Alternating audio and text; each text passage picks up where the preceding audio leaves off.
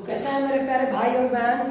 तो चलिए, जैसा कि आपने YouTube चैनल पे देखा होगा, आपको दो चर वाले रैखिक समीकरण का एक वीडियो आपको मिला होगा और ऐसे आपको कंटिन्यू पूरे चैप्टर के वीडियोस मिल जाएंगे। और जितने भी ऑफलाइन वाले बच्चे हैं जिनका क्लास छूटा हुआ है, यहाँ से आप कवर कर लेना। ये जो अभी चीजें आपको पढ़ाई जा रही है ये केवल कॉन्सेप्ट है। फिर आपको कॉन्सेप्ट पढ़ाने के बाद से आपको कॉन्सेप्ट वाइज आपको क्वेश्चंस कराया जाएगा जो प्रीवियस ईयर हो। तो यहाँ पे देखिए, एक है कि संगत असंगत। अगर आपको समीकरण दिया है, दो समीकरण दिया है और बोले कि ये समीकरण संगत है कि असंगत है, तो यहाँ पे देखिए, ये आपको पता है कि द्विघात समीकरण का ये व्यापक रूप है। क्या है? द्विघात समीकरण का व्यापक रूप है a1x plus b1y plus c1 बराबर 0, a2x plus b2y plus c2 बराबर 0। ये क्या है जी? तो द्विघात समीकरण के व्यापक रूप है। और कब संगत होगा?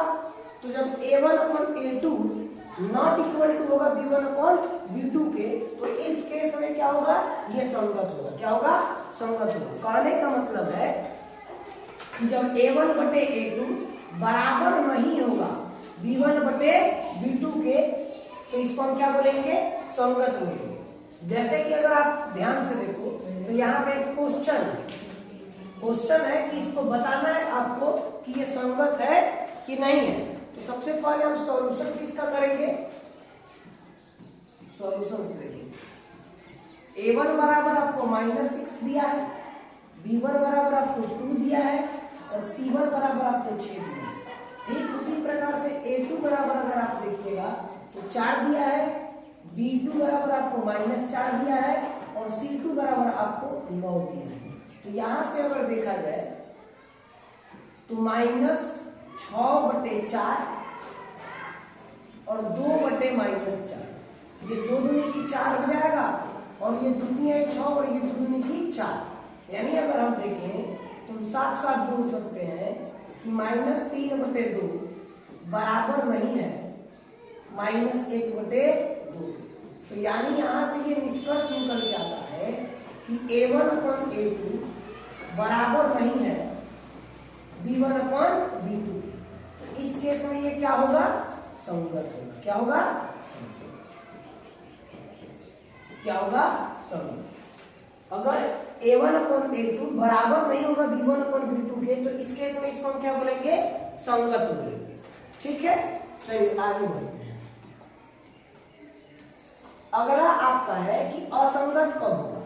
तो समीकरण का जो द्विघात समीकरण का जो व्यापक रूप था उसमें a1 अपॉन a2 बराबर हो b1 अपॉन b2 के और बराबर नहीं हो c1 अपॉन c2 के, तो इस केस में इसको हम क्या बोलेंगे? असंगत बोलेंगे। क्या बोलेंगे? असंगत। यहाँ पे देखिए क्वेश्चन आपको दिया हुआ है, यहां से देखिए सॉल्यूशन अगर इसका निकाला जाए तो a1 बराबर क्या है? 1, x के पहले कुछ नहीं है तो क्या है? 1 है। b1 बराबर क्या है? 2 और c1 बराबर क्या है? 3। वैसे ही a2 बराबर क्या है जी? 2, b2 बराबर कितना है? 4 और c2 बराबर कितना है जी? 8। अब यहाँ पे चेक करो कि 1 बटे 2, 2 बटे 4 तो 2 दूनी की 4 और 3 बटे 8, यानी 1 बटे 2 बराबर है 1 बटे 2 के और बराबर नहीं है 3 बटे 8। इससे साफ साफ निकलता है कि a1 अपॉन a2 बराबर है b1 अपॉन b2 के और बराबर नहीं है c1 अपॉन c2 के। तो यहाँ पे जब भी ये वाला सिचुएशन आएगा आपके क्वेश्चन में, तो हम इसको क्या बोलेंगे? असंगत बोलेंगे। तो ये जो समीकरण है ये क्या है जी? असंगत। क्या है?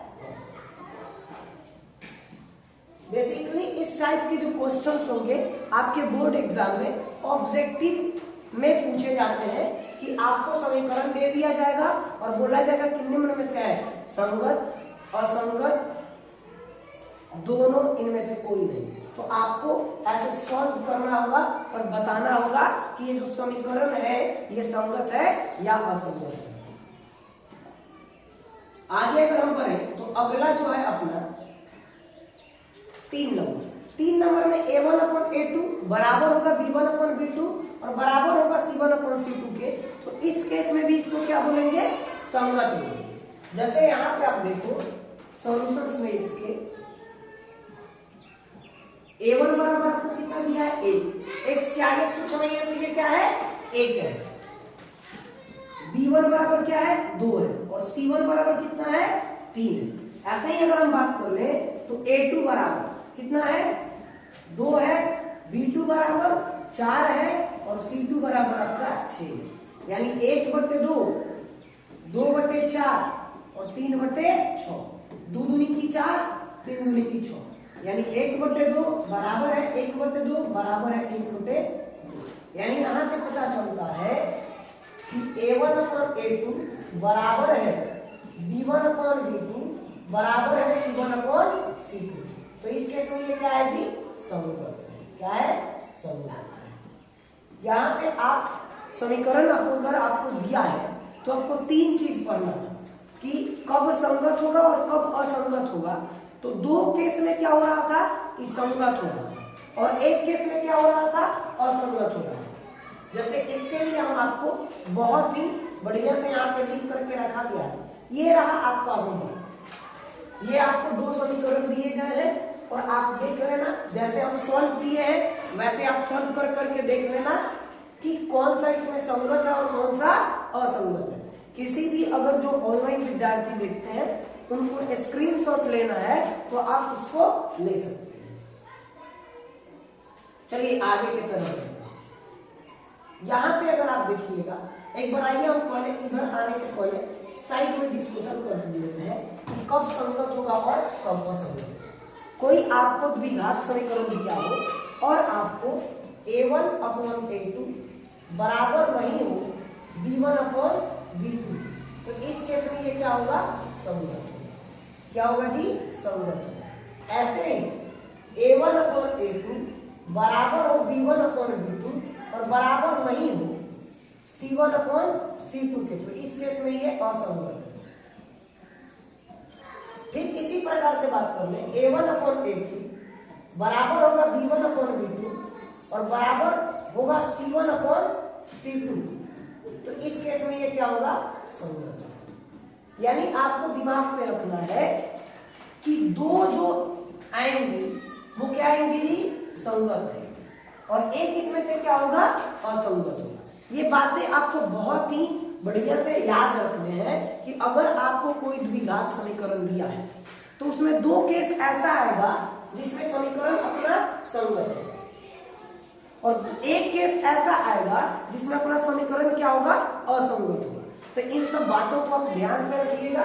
चलिए ये आपका होमवर्क है, H वाला W है आपका, इसको बहुत ही बढ़िया से आप बनाना और किसी भी बच्चे को डाउट आएगा तो इस वाले नंबर पे आप व्हाट्सएप कर देना, फिर से आपको इसका रिप्लाई देना। 810 28 19 26 9। कोई बात नहीं है, अगर कोई बच्चा ऑफलाइन पढ़ता है वो भी इस पे व्हाट्सएप कर सकता है और जो बच्चा नहीं भी पढ़ता है मेरे पास वो भी इस नंबर पे व्हाट्सएप कर सकता है। दोनों के जवाब दिया जाए। अब यहाँ पे है कि संगत का अर्थ क्या है, तो x तथा y का कोई मान निकलेगा। इसका मतलब है कि अगर आपका समीकरण संगत है तो अगर आपका समीकरण संगत है यानी x y का मान निकलेगा, और अगर आपका समीकरण संगत नहीं है, असंगत है, यानी x y का मान नहीं निकलेगा। ये आपके दिमाग में बैठे होने चाहिए कि अगर आपका समीकरण संगत होगा तभी उसका x y का मान निकलेगा, अन्यथा आपका अगर समीकरण असंगत होगा तो उसका x y का मान नहीं निकलेगा। यहाँ पे बोल रहा है कि अद्वितीय हल, यानी कोई समीकरण है उसका केवल एक ही हल कब होगा, कोई हल नहीं होगा और अनेक हल होगा। आइए हम देखते हैं। जब फर्स्ट वाले केस में अगर हम बात करें कि A1 अपॉन A2 बराबर नहीं होगा B1 अपॉन B2 के, तो ये केस में ये संगत होगा और इसका केवल एक हल होगा, अद्वितीय हल या एक हल। जैसे यहाँ पे हम पूछे कि इस समीकरण का कितना हल होगा। तो सबसे पहले आपको निकालना पड़ेगा, सॉल्यूशंस करना पड़ेगा और आपको देखना पड़ेगा कि a1 बराबर 3, b1 बराबर 2 और c1 बराबर आपको दिया है 5। वैसे ही a2 बराबर आपको 1, b2 बराबर x क्या है कुछ नहीं है तो क्या है 1 है, b2 बराबर 5 और c2 बराबर आपका 3। यहाँ पे आप देखो तो 3/1 2/5 के कभी भी बराबर नहीं है, यानी a1/a2 बराबर नहीं है b1/b2। तो इस केस में ये क्या होता है संगत होता है और इसका केवल एक हल होगा, केवल एक हल, केवल एक हल होगा, या इसी को हम बोलते हैं अद्वितीय हल, अद्वितीय हल। क्या बोलते हैं अद्वितीय। ये बात आप याद रखना कि जब भी a1/a2 बराबर नहीं होगा b1/b2 के तो ये संगत होगा, संगत के साथ साथ क्या होगा तो केवल एक हल होगा। मतलब इसमें अगर हम समीकरण इसको हल करें तो x y का मान केवल एक ही आएगा, एक ही हल होगा। आगे बढ़ते हैं, कोई हल कब नहीं होगा तो जब आपका समीकरण असंगत होगा तो इसका कोई हल नहीं निकलता है। आइए देखते हैं, सॉल्यूशंस पे आ जाओ। a1 बराबर क्या है जी 1, b1 बराबर क्या है 2 और c1 बराबर क्या है 4। a2 बराबर क्या है 2, b2 बराबर क्या है 2 और c2 बराबर क्या है जी 3। यानी 1/2 2/2 है, यहाँ पे ध्यान दो, सॉरी b2 का मान कितना है 4 है, यानी 2/4।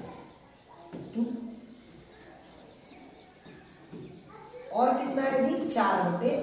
यहाँ पे देखो 2 2 की 4, यानी 1/2 बराबर है 1/2 बराबर नहीं है 4/3। यानी यहाँ से साफ साफ देखा जा सकता है कि a1/a2 बराबर है b1/b2 और बराबर नहीं है c1/c2। तो इस केस में ये क्या होता है असंगत होता है, और जो असंगत होगा उसका कोई, जो समीकरण असंगत होगा उसका कोई हल नहीं होगा, जो समीकरण असंगत होगा उसका कोई हल नहीं होगा। आप ये बात याद रखना कि अगर कोई समीकरण निकाले और वो समीकरण असंगत आ गया तो असंगत आने का मतलब है कि उस समीकरण का कोई हल नहीं निकलने वाला। चलिए आगे, अब देखते हैं कि एक समीकरण का बहुत सारा हल कब होगा। तो जब समीकरण संगत होगा और आपका a1/a2 b1/b2 और c1/c2 तीनों ही आपस में बराबर होंगे तो वो संगत के साथ साथ उसके अनेक हल होंगे। जैसे यहाँ पे क्वेश्चन में आप देखो a1 बराबर 1, b1 बराबर 2 और c1 बराबर 3। वैसे ही a2 बराबर 2, b2 बराबर 4 और c2 बराबर आपका है 6। तो यहां से अगर हम बात करेंगे 1/2 बराबर 2/4 बराबर 3/6, 2 दूनी की 4, 3 दूनी की 6, यानी 1/2 बराबर 1/2 बराबर 1/2, यानी a1/a2 बराबर है b1/b2 बराबर है c1/c2। इसके समय ये क्या होता है संगत होता है। a1/a2 b1/b2 और c1/c2 अगर तीनों आपस में बराबर हो तो ये संगत के साथ साथ क्या होता है जी इसका अनेक हल होगा। कितना हल होगा अनेक हल, इस समीकरण का अनेक हल होगा। तो इस प्रकार से आप चीजें याद कर सकते हैं। आपको जब भी कोई समीकरण दिया जाए और उसके बारे में पूछा जाए तो उस समीकरण का आप जीवन कुंडली बता देना कि गुरुजी ये जो समीकरण है ये संगत है, इसका कौन सा हल होगा, एक हल होगा कि कोई हल नहीं होगा कि इसका अनेक हल होगा। ये जैसे आपके पास क्वेश्चंस है तो ये 2-3 चीज, अभी एक और आएगा कि प्रतिच्छेदी होगा, समानांतर होगा या संपाती होगा, ये भी आएगा आपके। तो ये तीनों कॉन्सेप्ट आपके दिमाग में आने चाहिए। आगे हो रहा है कि आलेख, प्रतिच्छेदी, समानांतर और समपाती। जब किसी का ग्राफ हम खींचेंगे तो उस केस में कब वो प्रतिच्छेदी होगा, कब वो समानांतर होगा और कब वो समपाती होगा। तो जब A1/A2 बराबर नहीं होगा B1/B2 के, तो इस केस में ये संगत होगा, एक हल होगा और ये प्रतिच्छेदी होगा। जैसे यहां पे देखो 2/3 सॉल्यूशंस की अगर बात करें, A1 बराबर 2, B1 बराबर 3 और C1 बराबर 5, A2 बराबर 3, B2 बराबर 4 और C2 बराबर 3, यानी 2/3 बराबर नहीं होगा 3/4। तो ये क्या क्या होगा आपके दिमाग में, ये क्या होगा जी। तो यहां से पता चलता है कि A1/A2 बराबर नहीं है B1/B2, यानी इसका मतलब क्या है, ये संगत है, केवल एक हल होगा, केवल एक हल होगा। और तीसरा नंबर क्या है जी, ये प्रतिच्छेदी है। क्या है, प्रतिच्छेदी है, यानी जिसका केवल एक हल होगा वही क्या है जी, प्रतिच्छेदी है। कहने का साफ साफ मतलब है आपसे कि जब भी आपको एक ग्राफ दिखे और ग्राफ दिखे, सॉरी, जब भी आपको इक्वेशन दिखे तो इक्वेशन देखने के बाद आपको तीनों चीज दिमाग में आनी चाहिए कि संगत होगा, एक हल होगा और प्रतिच्छेदी होगा। वैसे ही कोई हो सकता है कि समानांतर हो, कोई हल ना हो, और यहाँ पे इस वाले क्वेश्चन में A1/A2 बराबर होगा B1/B2 के और बराबर नहीं होगा C1/C2 के। तो इस केस में जो ग्राफ बनेगा वो कैसा बनेगा, समानांतर बनेगा, मतलब कभी भी एक दूसरे के जो लाइन आएंगी वो टच नहीं करेगी। जैसे यहाँ पे आप देखो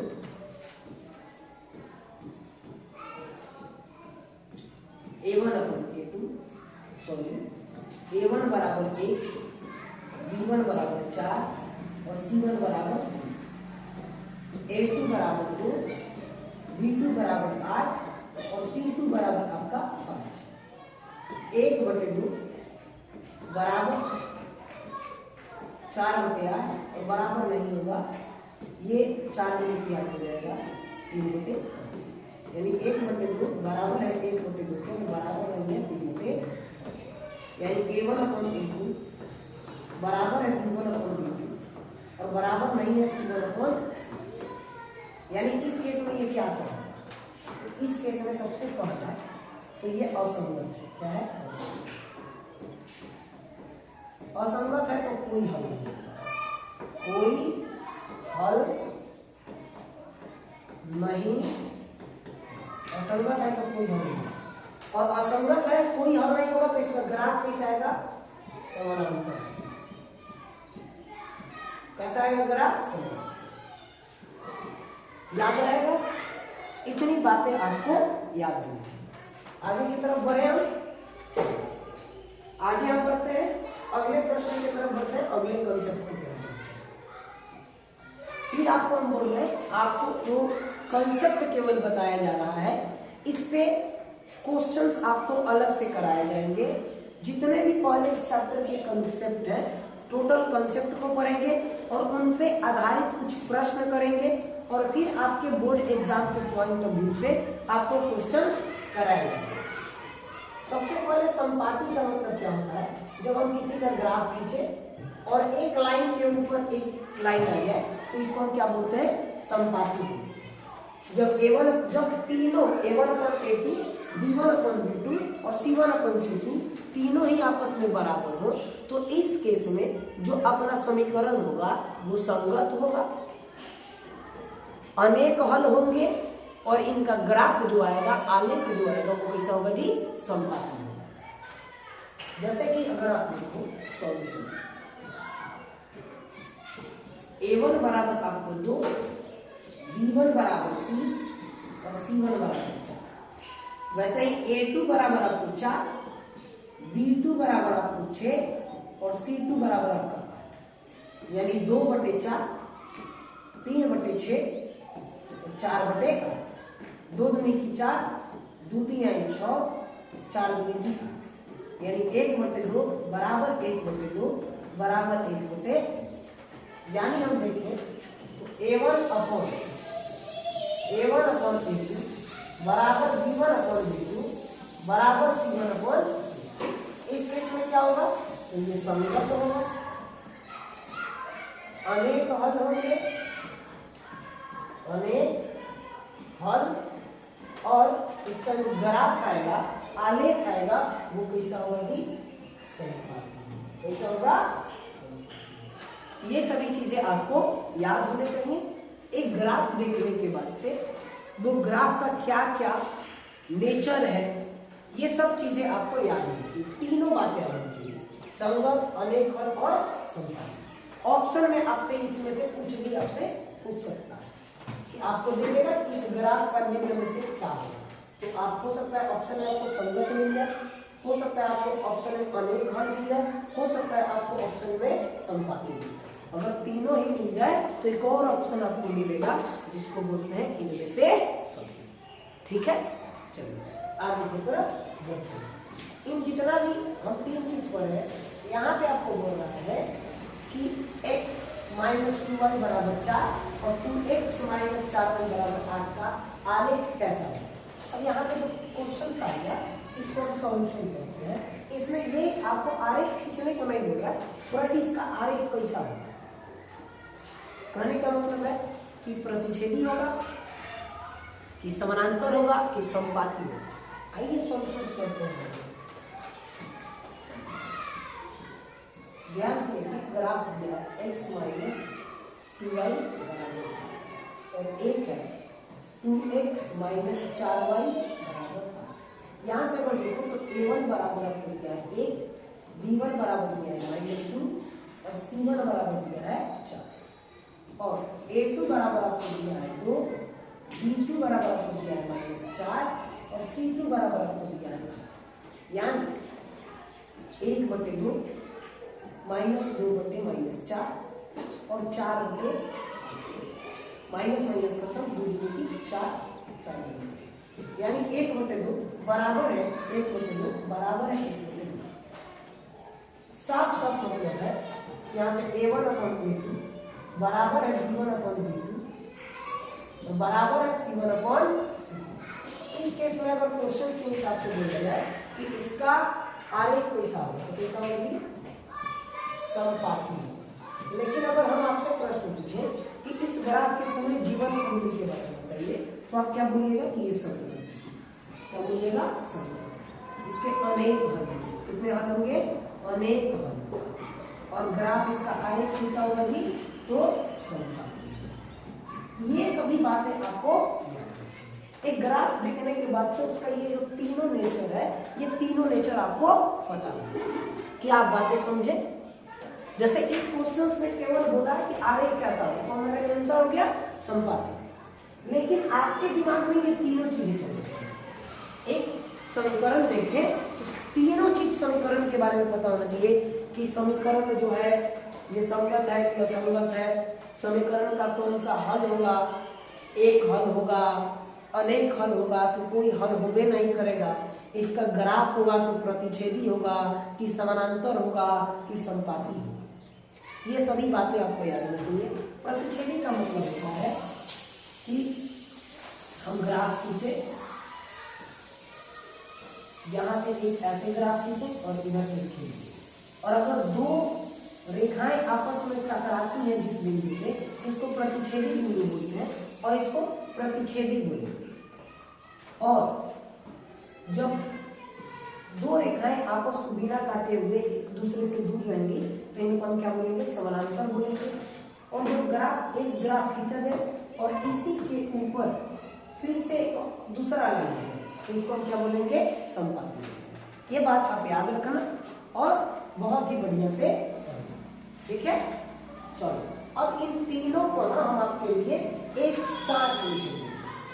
जैसे A1/A2 बराबर नहीं होगा B1/B2, तो इसको हम क्या बोलेंगे, संगत बोलेंगे। और द्वितीय हल मतलब केवल एक हल और पीछे A1 अपॉन A2 बराबर होगा B1 अपॉन B2 के, तो बराबर नहीं होगा C1 अपॉन C2 के, तो ये क्या होगा असंगत होगा, कोई हल नहीं होगा और समाधान होगा। और A1 अपॉन A2 बराबर होगा B1 अपॉन B2 बराबर होगा C1 अपॉन C2 के, तो इस केस में ये संगत होगा, अनेक हल होगा और ग्राफ इसका संपर्क होगा। आशा करते हैं कि ये जो आपको तीनों कॉन्सेप्ट हम समझाया आपको बहुत ही बढ़िया से समझ में आया होगा। तो ध्यान से आप रखें, आप हमेशा जीवन में ऐसे मुस्कुराते रहें और पढ़ते रहें। चलिए मिलते हैं हम अगले क्लास में। चलिए आज के लिए धन्यवाद।